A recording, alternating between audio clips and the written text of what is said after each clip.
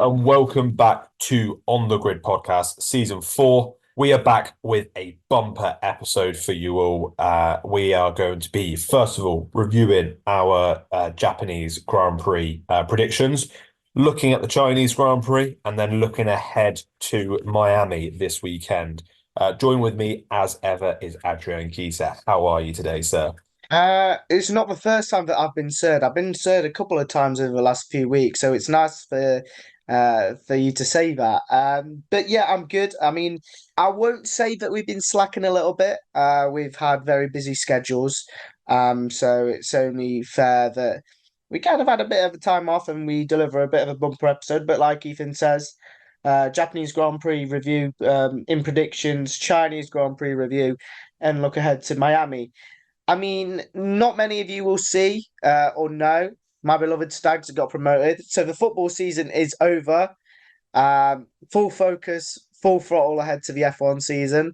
And I'm in red today. So hopefully the red team, which will be the blue team in Miami, come out victorious. But we'll only wait and see. We'll only find out. But let's get into a bumper episode. Yeah, like you said, the football season is over now. League One and League Two are, as the time of recording this, Championships still have one more game to go. So shall we get straight into our predictions from the Japanese Grand Prix? So I'll kick things off looking at my two-star predictions. So I had no stake pit stop drama, and I've given myself the point for that because I think their quickest pit or their pit stops were about the 5-6 second mark, which is a drastic improvement on their usual performance. So I am definitely taking the point there. And I also had Hamilton to beat Russell, which didn't work out for me there. So 1 out of 2. For my two-star predictions, I did have Yuki Tsunoda in the points, and he delivered. The boy delivered. And I did have Red Bull Ferrari to occupy front two rows. And in qualifying, I believe that did not happen. So I'm not going to give myself a point there. They did finish 1, 2, 3, and 4 in the race, but because I kind of said occupy, I mean, I could be sneaky and take half a point, but I'm not going to. So I'll take just the one on that one. No, we don't do half points here. It's 1 point or nothing. So looking at qualifying, so 1 to 5, I went for Verstappen on pole, which I got correct. I went for Sainz in second when it was actually Paris. I had Norris on third though, which I was very happy about. So that's another point. And then I had Leclerc and Russell in when it was Sainz and Alonso in fourth and fifth. So not a bad effort from me. 2 out of 5, and I happily will take that. For whoever saw my graphic, I did make a little bit of an oopsies. And I did go for my predictions for Australia instead of my Japanese Grand Prix predictions for qualifying. So whoever saw the graphic, I made an oopsies, I made a mistake, and I'm genuinely sorry for it. But for qualifying, I predicted Max Verstappen for him to be on pole position, which I got. Sergio Perez in second, which I got. Charles Leclerc third, which unfortunately was down in eighth. Carlos Sainz fourth, and and George Russell in fifth, but it was Fernando Alonso. So, I mean, I'll take a nice and healthy 3 out of 5 on that. So why don't you kick things off then and give me your race predictions 1 to 5? Okay, yeah. I wasn't totally scrambling to plug my laptop on charge. Completely wasn't. I was just looking at my race results. But for my race results, I had Max Verstappen, Charles Leclerc, Carlos Sainz, first, second, third. So I got 2 out of 3 on there. Sergio Perez and Lando Norris. So yet again, another healthy 3 out of 5. So I also got 3 out of 5. So I had Verstappen to get the win, of course. I had Sainz and Perez in second and third, which obviously didn't happen. And then I had Leclerc fourth, Norris fifth. So all in all, a good 1 to 5. I was so close with getting the 5 out of 5 if I put Sainz and Perez the other way around, but of course that didn't happen. So then let's look at the Chinese Grand Prix. So I think we just kick things off by jumping straight into our 1 to 10 driver predictions.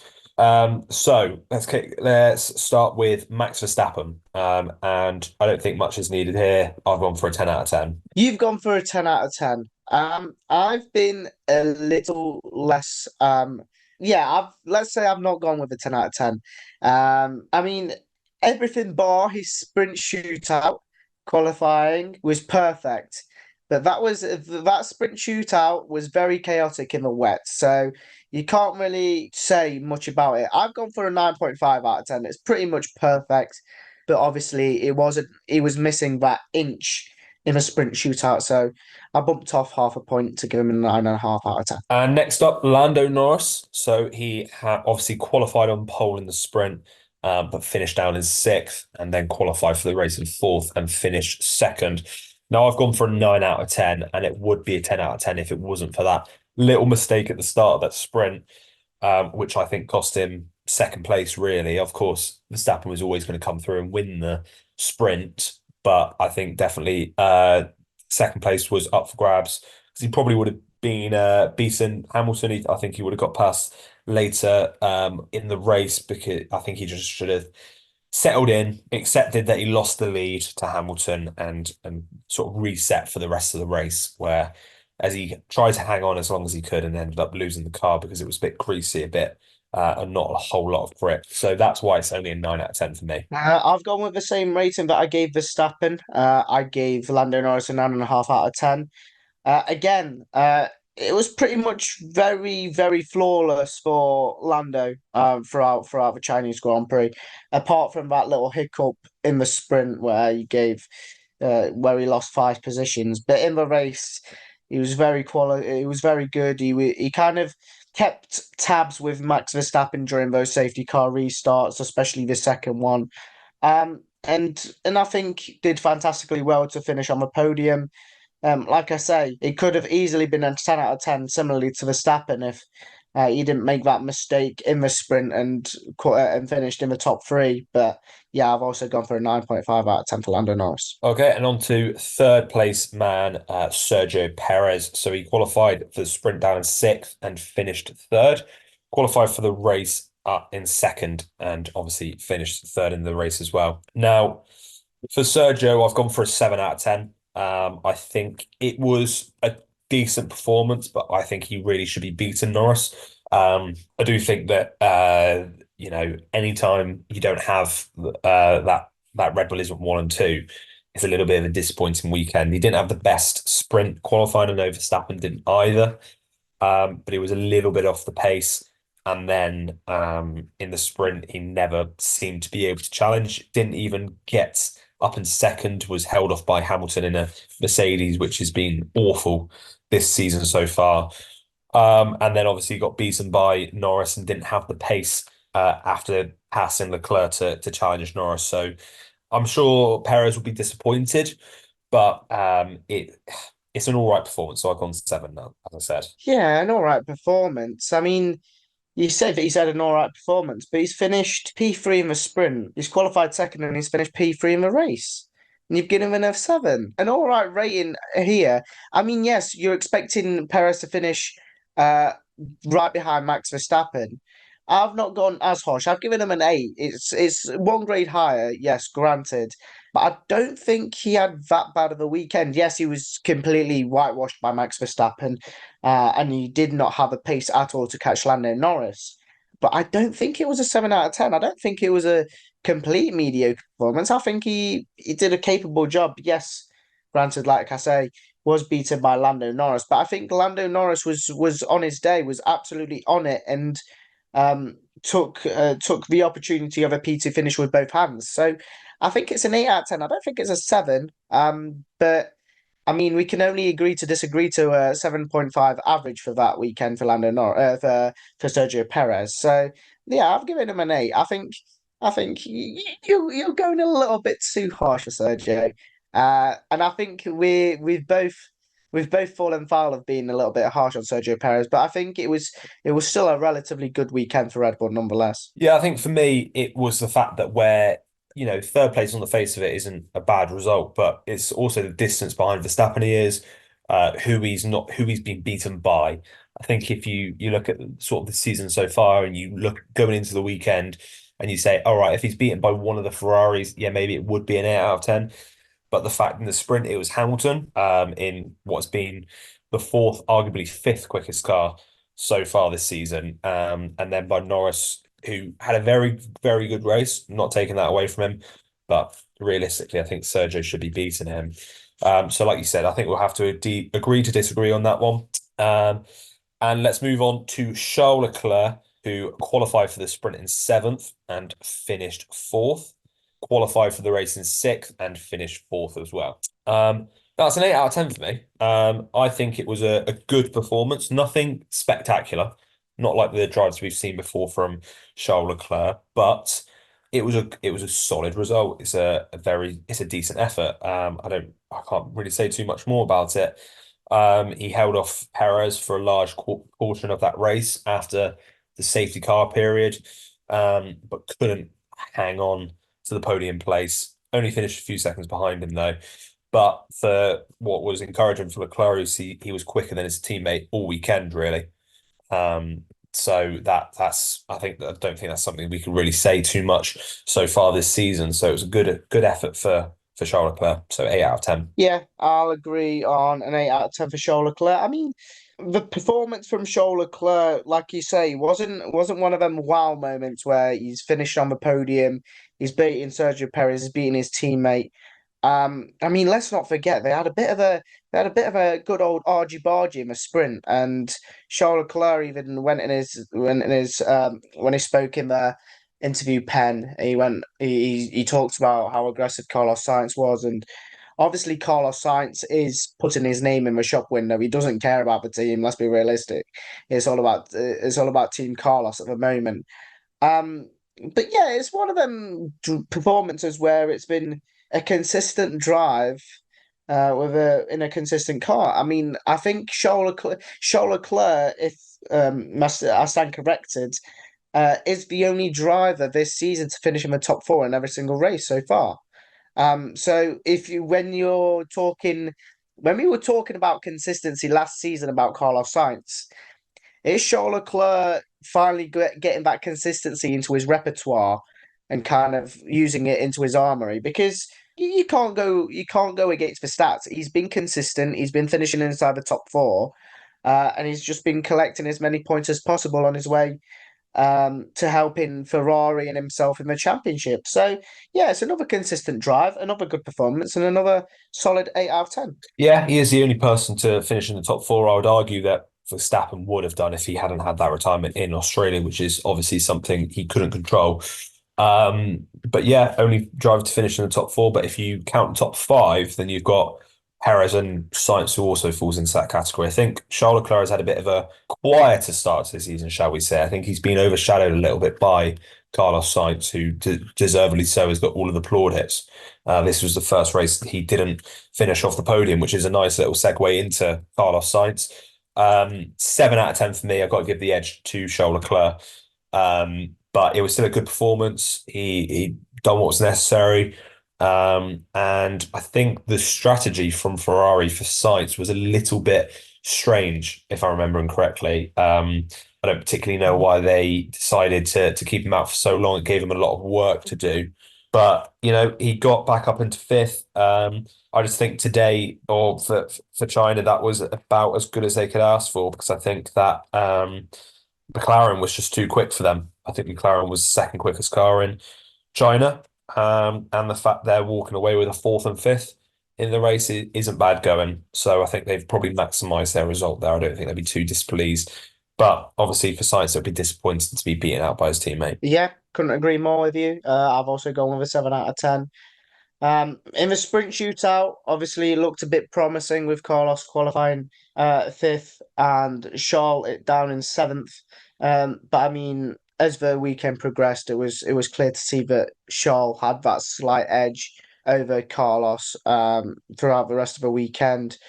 And yeah, like you say, Carlos will be bitterly disappointed that he's obviously not been on the podium and he's not beaten his teammate.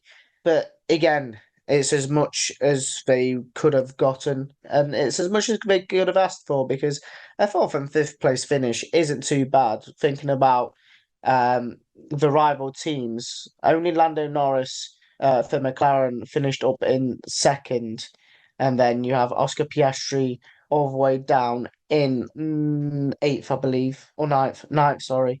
So in terms of rivalry, and if you're looking at it that way, in the P2 battle, it's fantastic points for Ferrari, but for Carlos Sainz to be beaten by his teammate, he'll be angry, he'll be fuming, and he'll be wanting to come back in Miami, with all guns blazing, that's for sure. Absolutely, yeah. Next up is George Russell. So he qualified for the sprint up in down in 11th, should I say, and finished eighth. And then he qualified eighth for the race and finished sixth. Now, I think it was just another solid performance from Russell without setting the world alight. So I've gone for a 7 out of 10 for Russell. Um, I think he probably maximised his race result there. He hung on to beat Alonso, who was obviously on a set of fresh softs, but pitted too late to make use of them, really. So the fact that he managed to take a position there is good going, and it's another top six result for Russell. And you got to say he's started off the season, given the car that's underneath him, he started off the season relatively well. So a solid result for Russell, 7 out of 10. Yeah, another deserved 7 out of 10 for Georgie boy. I mean, there's probably a lot of 7 out of 10 performances in China because most of the drivers that are inside the top 10 had relatively good races. You look at the likes of Charles Leclerc, who obviously got an 8, Carlos Sainz, who obviously got a 7, George Russell, Fernando Alonso in there, Oscar Piastri, who was I think a tad unfortunate. And even Lewis Hamilton and Nico Hulkenberg, who round out the top 10. All of those drivers were very consistent throughout the race in China and had relatively good weekends. And George Russell was again one of those that had a relatively good drive. Was obviously held off Fernando Alonso in the end, and finished in P6. So another good set of points for George Russell and a valuable 7 out of 10. Next up is Fernando Alonso. So he qualified for the sprint in third and and he did not finish, sorry. Qualified for the race in third and finished seventh. Now I've gone for an 8 out of 10 for Alonso. I think he was massively hampered by his strategy. I can understand them wanting to roll the dice a little bit, Aston Martin, but they pitted him way too late to make use of those soft tires. So the fact that, especially because Alonso was running in fifth, I think, before he pit, he was ahead of Sainz, he was ahead of Russell. So I'm sure he'd be very, very disappointed to only manage to finish seventh. I think that's a mistake on Aston Martin's part in this scenario. So I think you can't really ask for much more than Alonso. It's just disappointing for him. So 8 out of 10, sorry. Yeah, another consistent performer here, and yeah, I'll agree with an 8 out of 10 as well for Fernando Alonso because Aston Martin completely rinsed him with that strategy. I do not know what they are doing. Because Fernando Alonso could have easily finished behind Sergio Perez, easily, without a shadow of a doubt. I reckon he could have beaten Charles Leclerc and Carlos Sainz in that race, but unfortunately they just had a different strategy. They wanted him elsewhere, and they decided, you know what, we'll put you onto the softs. Yeah, we'll put you on a completely different strategy to everyone else. Put you onto the softs with about a couple of laps to go, and enable you to come through the pack, which did not happen. I think he passed Hamilton and Piastri, and just wasn't able to get George Russell. So it's an 8 out of 10, but it could have been a lot better if it wasn't for that unfortunate Aston Martin strategy. Next up is the other than McLaren. It is Oscar Piastri. Now he qualified for the sprint in eighth and finished seventh, and qualified for the race in fifth and finished eighth. I've got to give him a 7 out of 10. I think his pace in the latter stage of the race was definitely hampered by that incident under the safety car just before the safety car ended. He got a shove up the back from Ricardo as a result of the person behind him. So he couldn't really do too much. And then afterwards, the state of that car was not in a good state, and he wasn't able to do anything really to hold off Alonso or Russell. So overall, it's a 7 out of 10 for me for him. Yeah, once again, I'll agree with you on a 7 out of 10, purely on the basis of what happened in the latter stages of the race behind that safety car. Only God will know what happened. Because I'm not even going to name his name because you did it, and I'm not even going to say his name because the one that shouldn't be in this sport, let's call him that, um, cost Oscar Piastri a chunk of time, and damaged his car, as we saw in the latter stages of the race. But yeah, it could have been a lot better if it wasn't for that damage. But unfortunately, the damage that he had on his car didn't help him at all in that race, and saw him only finish in a measly P8. So it's a 7 out of 10, but it definitely could have been a lot better. Seeing the pace of that McLaren, with Lando Norris obviously taking a P2, but it could have been a lot much better if it wasn't for that damage. So 7 out of 10. Next up is Lewis Hamilton, qualified for the sprint in second and finished second, and qualified for the race down in 18th and finished ninth. Now, I've gone for an 8 out of 10. I might be being slightly nice, but I think when you account for his performance in the sprint, uh, getting up to second is an absolutely ridiculous achievement in changeable conditions, which is what he is so strong at. Held off everybody bar Verstappen, and then he obviously didn't have the best qualifying session, but made up the positions with relative ease. Took him a while, but he got up there. It's just a shame he couldn't really fight Piastri, which was a bit strange considering the damage he had. Um, but anyway, yeah. So it's an 8 out of 10 for me overall. I think it's difficult being a Mercedes fan at the minute. I'll say that. Yeah, I've gone with a 7 out of 10, so just one grade below. Purely on the basis of I do not know what happened in that qualifying session. Lewis did go on to say that the car was definitely not set up for qualifying, and it was set up solely for the sprint. That's why we saw such dominant and good display from Hamilton in the sprint, and not in qualifying as they were on the same day. But he did make up 9 places to finish in the top 10, and gain 2 points from the race. Um, but I don't think it's as good as of a performance that Leclerc and the likes of Alonso put on. So I'm going to put him down in the same category as Carlos Sainz and Oscar Piastri with a 7 out of 10. Next up is Nico Hulkenberg. So he qualified for the sprint in 13th and finished down in 19th, qualified for the race in ninth and finished 10th. Now, he keeps doing the business. He keeps getting the sort of the Lance Stroll giveaway point. So it's another point for Nico Hulkenberg that he probably wasn't expecting at the start of the season, and he continues to stake his claim as why he is a very, very good driver. So it is, for me, it's an 8 out of 10 for Nico Hulkenberg. I don't really know what else to say. He's moving to stake F1 team for next season, which I don't think is much of a surprise. But with performances like this, he would have been a sought after driver for next season. There's no doubt about that because he's really showing his worth and shows why he's missed a good 3 years of being out of the sport when he really should have been, because he's a top driver, and there's a reason teams keep looking to him and hire him in, because he's such a dependable and quick driver. Before I reveal my rating for Nico Hulkenberg, I've got a question. I know you're the host, but I've generally got a question regarding Nico Hulkenberg, and I think we will talk a bit more about it in kind of the news segments that we'll have after Miami. But do you think his switch to Sauber is a step up or a step down? That's one thing that's on my mind because I do not know whether it's a step up for him. If you judge it at this moment in time, it probably doesn't look like a step up. It arguably looks like a step down.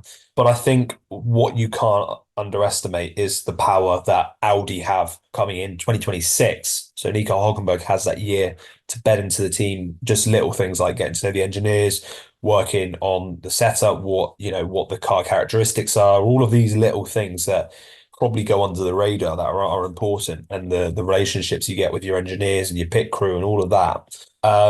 He will have that, and he will have that looking forward to for 2026 when Audi come in, a German team. There was a lot of talk they wanted a German driver, and they've gone and got one. So I think looking at it from a more medium to long term view, it's probably a massive opportunity, I'd say. And don't and I think he's made a very good decision going there, and I think he'll thrive. Okay, that's clarified that. I'm sure we'll delve into it more when we discuss it in the news segments in the weeks to come. But I've gone with an 8 out of 10 for Nico Hulkenberg. I think it's another display where I don't think Haas were looking potentially too much into the sprint and wanted that point or 2 points or whatever in the race, and they did get a point with Nico Hulkenberg. It's another display where you're just thinking, right, Lance Stroll, come on, surely you can finish into the points. Oh wait, never mind. No, you can't. So in steps up Nico Hulkenberg and steals away yet another point. So it's another 8 out of 10 display. It's another display that shows class and determination from him. And it definitely shows why Sauber have snapped him up for 2025. And next up is Esteban Ocon. So he qualified for the sprint in 17th and finished 13th. Qualified for the race in 13th and finished 11th. I've gone for a 7 out of 10 for Esteban Ocon. I think he is performing brilliantly this season. He's got an absolute tractor underneath him, but you cannot fault Esteban Ocon's performance. And I think the way to really judge that is look at the teammate comparison. He's absolutely wiping the floor with Gasly this season. I don't think he's been beaten in a single session by Pierre. And Pierre Gasly is a very, very good driver. So that just proves the level which Esteban Ocon is operating at. So another good effort. Almost got that final points position. He's only a couple of seconds off Hulkenberg as well on track. So very unlucky with that, and I think it's only a matter of time until Ocon gets back into the points with that car. Arguably and probably the best weekend so far this season for Alpine. Obviously, their two drivers finishing in 11th and 13th, respectively. But for Esteban Ocon, it's a 7 out of 10 display. Ever so close to finishing in the points in the race. And I think, like you say, it's only time will tell when Esteban Ocon gets into the points, but I think it will be very, very soon. Obviously, I think Alpine are planning to do some upgrades in the couple of races to come. So hopefully that will propel them into the points. But Ocon, like you say, has been wiping the floor with Pierre Gasly so far this season, and it was clear it was on display in China. And it's a deserved 7 out of 10 for Esteban Ocon. Moving on next to Alex Albon, who qualified for the sprint in 18th and finished 17th, qualified for the race in 14th and finished 12th. I've gone for a 6 out of 10 for Alex Albon. I think it was a very mediocre performance. The thing I wonder about is he's not scored a point yet this season. Both V-Carbs retired from the race, who seem to be around about the sixth quickest team behind obviously that top five. And then Haas are up there as well. And Magnussen obviously got that penalty as well. So I just wonder whether this was a good opportunity for Albon to get a point. He only finished 5 seconds off of Nico Hulkenberg, but I'm sure Williams aren't in the position they thought they would be. Obviously, off the success of last season, they haven't been able to use that momentum forwards as much. And Albon himself has had a difficult couple of races. If you think about Australia crashing out, Japan, he had another crash as well during the race on the first lap. So it's an all right performance, but it's nothing special. It's not the type of Alex Albon performances we used to see him. Yeah, I'll agree with you on a 6 out of 10. But it doesn't help when your team doesn't have a spare chassis. That's for sure. I don't think the confidence is as high in the Williams team as it was last season. And I think that shows with the mistakes from the drivers that they've made so far this season. But Yeah, it's one of their mediocre performances from Alex Albon, and I don't think he could have asked for much more because I think the two drivers that were ahead of him, Nico Hulkenberg and Esteban Ocon, were fighting nail and tooth. That's what I wanted to say. I don't know why I said tail and noof. Nail and tooth. For the final points position. So it's as much as Alex Albon could have hoped for. A 12th place finish and a 6 out of 10. A very mediocre performance, in my opinion.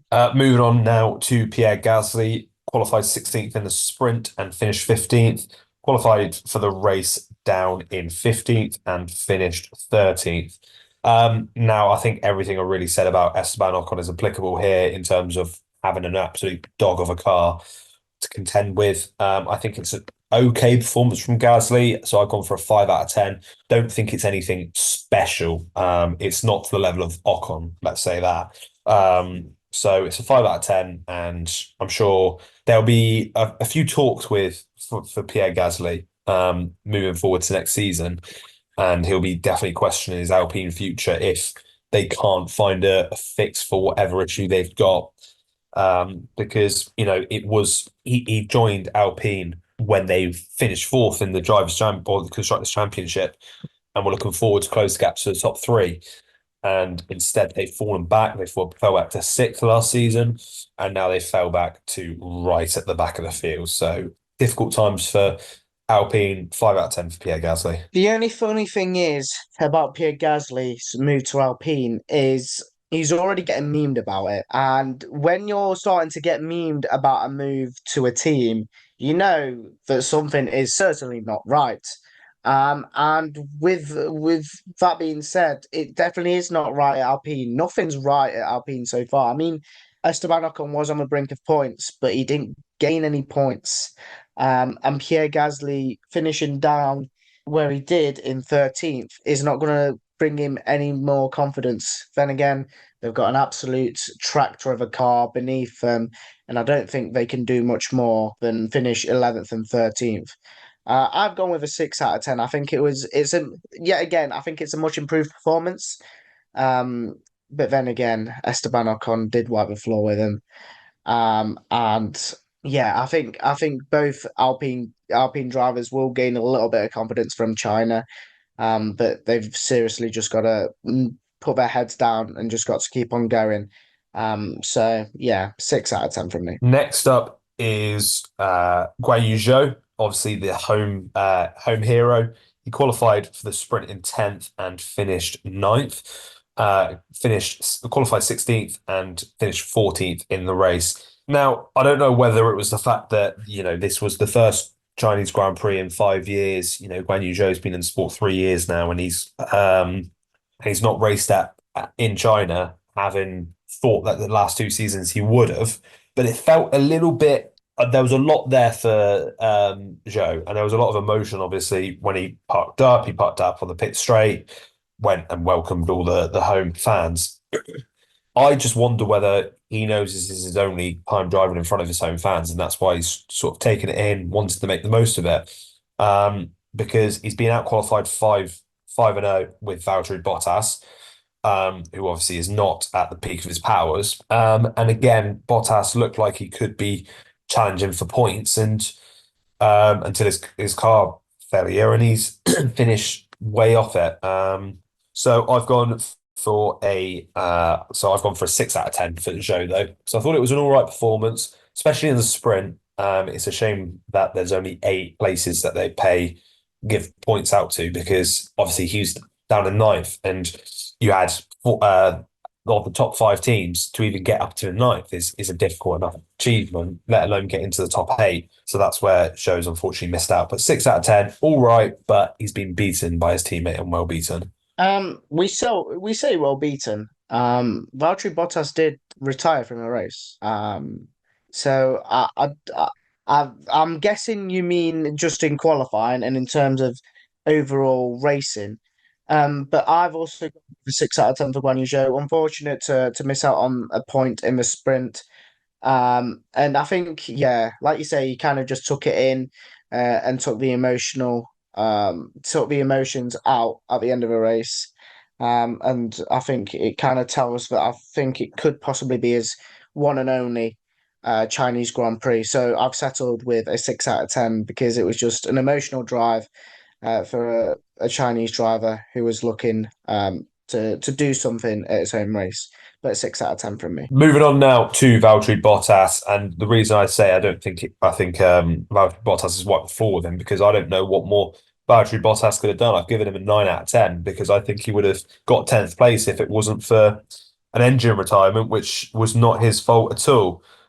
He's qualified for the sprint in ninth and finished down in 12th, but then he's qualified for the race in 10th again, and he was set for a point until an engine failure, which brought out a safety car. And you know the kick Saubers, or whatever you want to call them, the Saubers showed a lot of pace this weekend, and Valtteri Bottas was on it from the get go.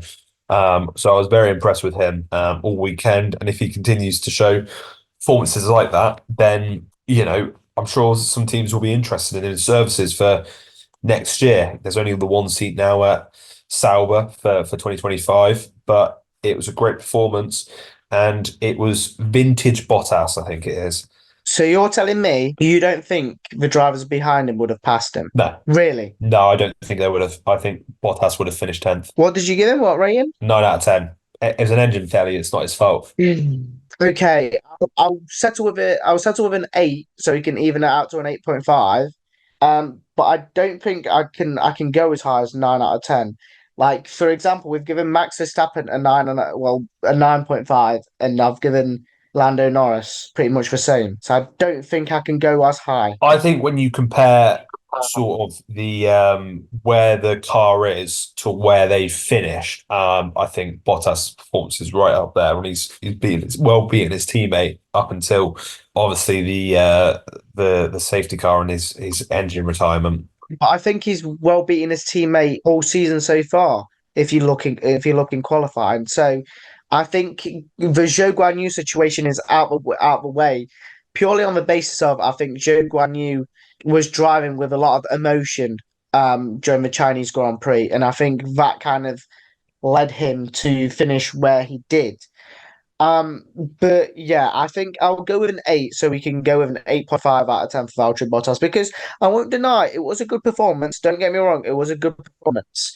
But I just don't think I can give him the upper echelons. If he obviously it wasn't his fault that his car failed and his engine failed, XYZ. But ultimately he didn't finish the race. So it's a lot of if buts and maybes that surround him and surround him finishing the points. So I'll settle with an 8, and we can average out to an 8.5 out of 10. But don't get me wrong, it was a good display. I'm disputing that. I'm just saying there's a lot of if buts and maybes around him finishing in the points if it wasn't for his engine failure. That's why I'm settling with an 8 out of 10. Moving on now to Lance Stroll, and it is the easiest 1 out of 10 I could ever give. If we did zeros on this podcast, it would be a 0. I don't even know what to say here because it was an absolutely embarrassing performance. I think everybody is seeing the clips, everybody's seen what certain people have had to say. I think what winds me up the most is the fact he's not taken any accountability. If he said, "Yeah, I was setting the car up for the restart, and I just made a stupid mistake," you could almost say, "Yeah, it's a very stupid mistake," but at least he's owned it. The fact he's done something to that's that horrific, and he's not even taken any accountability. It's telling of the character in the car. And you've got to say, how many more chances is he going to get where he costs the team millions, not only in repairing the car, but in terms of also prize money? They would have finished fourth at worst last season, Aston Martin, if they had two solid drivers. And now they're looking forward. They're looking at hiring Adrian Newey, and they're going to have Lance Stroll in the car. I don't think so. I don't see how you can have probably one of the best, probably the best engineer to ever race the sport, with again another one of the best drivers ever to grace the sport, and then you've got little Lance Stroll there with his crashing into people behind a safety car. It doesn't add up for me, so I think it's only a matter of time. 1 out of 10. Can we just give him a 0 out of 10, or even disqualify him from this race? Like, like you mentioned, you make a mistake, you own it. Fair enough. It's fine. It happens. This stuff does happen. You are professional racing drivers, and you are there supposed to be making the quickest reaction times there, like we saw with Fernando Alonso when that snap on the start finish straight is into the gravel. This guy can't even look ahead of him to brake. Is it that hard to put your foot on the brake pedal, reduce your speed, and maintain the distance in front and behind you? Is it that hard? And I know he's started the season all right, but he's fallen off a cliff. What's happened to him? Seriously, what is like you say, the easiest 1 out of 10. Let's move on because I don't fancy going into dramatics here. Yeah, I think, Oscar Piastri put it best. He said nobody else crashed. So there we go. Moving on to next, Kevin Magnussen, who was also the other half in giving us a fantastic display for 16th place. So Kevin Magnussen qualified for the sprint in 12th and finished 10th. Qualified for the race as 17th and finished 16th, getting a 10-second penalty in the process. So I've gone for a 4 out of 10 for K Mag. I get he's trying to battle with Sonoda and he's given it his all, and it's one of those things that can happen when two cars are going, as much as fighting to the end. But he's completely ruined Sonoda's race, and he's messed up his own as well because he was in a good position up until that point. A big mistake. So it's a 4 out of 10. Yeah, another driver that made a mistake. I don't know whether he owned it or not. I've not seen the interviews in the pens, but I'm guessing by K-Mag standards, he usually owns it. So it is what it is, and he obviously got that 10-second penalty, which dropped him behind. I think it was Joe and Stroll. How Stroll did not get a penalty, or did he get a penalty? He did, didn't he? Yeah, but still, how is Stroll finishing ahead of Magnussen? For goodness' sake, this kid should have got at least a 30-second time penalty. I'm sorry, but he's clattered not one but two cars in the process. I'm still on about go away, Lance Stroll. I'm still talking about him. Kevin Magnussen, I'll agree with you. 4 out of 10. Made a mistake. Fantastic battle for P16. But yeah, just unfortunate. Just unfortunate to make that mistake. 4 out of 10. And the final of the finishers, we've got Logan Sargent, qualified for the sprint in 20th and finished 18th. Qualified for the race in 20th and finished 17th. Now, I've actually given him a 5 out of 10. And hear me out, because up until the safety car, Logan Sargent was running directly behind Alex Albon. He got a 10-second penalty for absolutely nothing because he apparently overtook a Haas under safety car conditions where the safety car line is and where Logan Sargent's passed him. It's a matter of millimeters. That doesn't need to be a penalty. It's an absolute disgrace that's been given as a penalty. And the fact that Logan Sargent has got the same punishment that Lance Stroll did. Just think about that for a second. Logan Sargent, for being a few millimeters behind at the safety car line and then overtaking the Haas who was coming out the pits, has got the same penalty for Lance Stroll crashing into the back of Ricardo. It's completely wrong, and I think it really ruined his race. I know he's finished quite the way back, but at that point, when you got a 10-second penalty, what's the point in fighting for anything? Because you're gonna finish way back anyway. So a 5 out of 10 for Sargent is okay, but it's not great. Yeah, I've gone with a 4 out of 10. I don't think I can give him more than Kevin Magnussen in this situation. I think the penalty that he did get, yes, it was unfortunate. But in the end, he finished quite a long way behind, and it's one of them races where Logan Sargent once again qualifies 20th, finishes rock bottom. And it's another unfortunate start to the season for Logan Sargent. Everybody's hoping for him to bounce back and hopefully get another point, but will a point be enough to save his seat for another season? I don't know. But yeah, it's a 4 out of 10 from me. Daniel Ricciardo up next. So he qualified for the sprint in 14th and finished 11th. Qualified for the race in 12th and did not finish. I've given Ricciardo a 7 out of 10. because he beat his teammate all weekend long. He was just very, very unlucky that a certain Mr. Lance Stroll decided to just crash into him for the fun of it. So unfortunate for Ricardo, but it was good effort until that point. He was set for he was in the running for that last points position. I think he was right behind. I think he was actually ninth at the time. I think he was directly behind Oscar Piastri because Piastri got damaged as a result of Ricardo crashing into him. So yeah, 7 out of 10. I think with that car underneath him, if he didn't have that crash, then there's a good chance he gets a point there. Another driver that got memed after last weekend, it is Mr. Daniel Ricciardo, because he was on for points, and then a certain Mr. Aston Martin lover 1234 RKO'd him out of nowhere. And it was unfortunate to see him crash out, well, to retire from the race and bow out. But yeah, I've also settled with a 7 out of 10 because he was beating Sonoda all weekend long, was on course to getting his first points for the season until a Mr. Big Ed decided just to take him out and end those chances. So a 7 out of 10 up until that point, and yeah, let's hope Daniel Ricciardo can finally score some points because it's getting to crunch time really. Next up is teammate Yuki Tsunoda. So he qualified for the sprint in 19th and finished 16th. Qualified for the race in 19th and did not finish. I've gone for a 4 out of 10 because, like I said, he was very, very well beaten by Ricardo. He's not even making it out of Q1, and Ricardo's on the verge of Q3. So an uncharacteristic weekend from Yuki Tsunoda this weekend after a few good performances. So unfortunate for him, but obviously he crashed out. But it's not the best performance. It's a 4 out of 10. Yeah, after getting points in Japan, I think Yuki Tsunoda was expecting a tad bit more in another Asian race, but unfortunately, it wasn't meant to be. And I've settled also with a 4 out of 10, well beaten by Daniel Ricciardo all weekend long.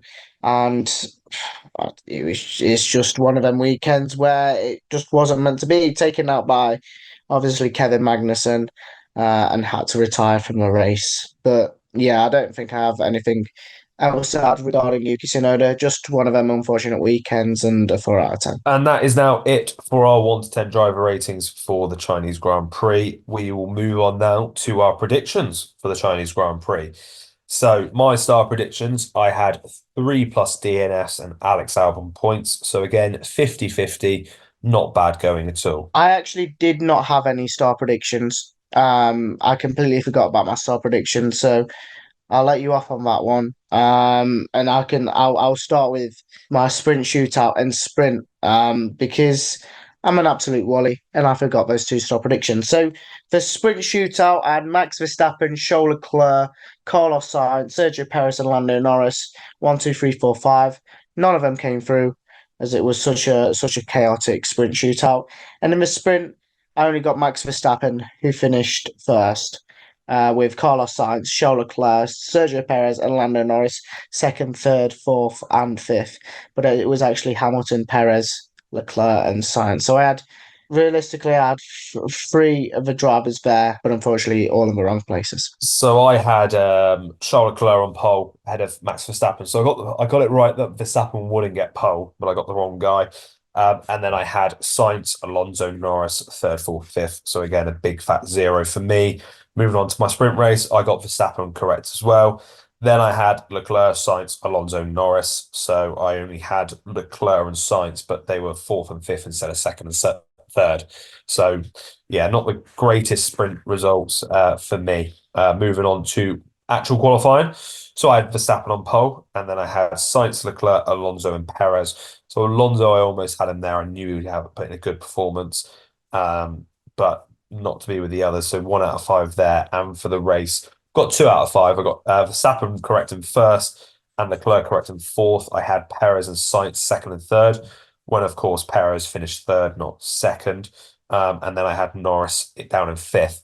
So I got the right 5, but I got them in the wrong order.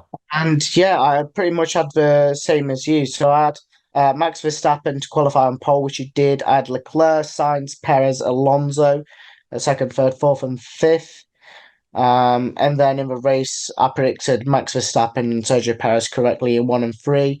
I had Charles Leclerc in second, Carlos Sainz in fourth, and Lando Norris in fifth. So once again, I had all the drivers in the top five, but unfortunately in the wrong places. And then let's look ahead to Miami. So we're back for another sprint shootout.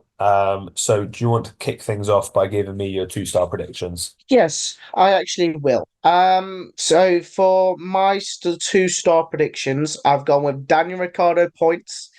I think they're on the cards, and I'm hoping that he gives us some action in Miami. And for my second star prediction, I've actually gone for a Sergio Perez sprint win. I think that we know what happened last time in Miami.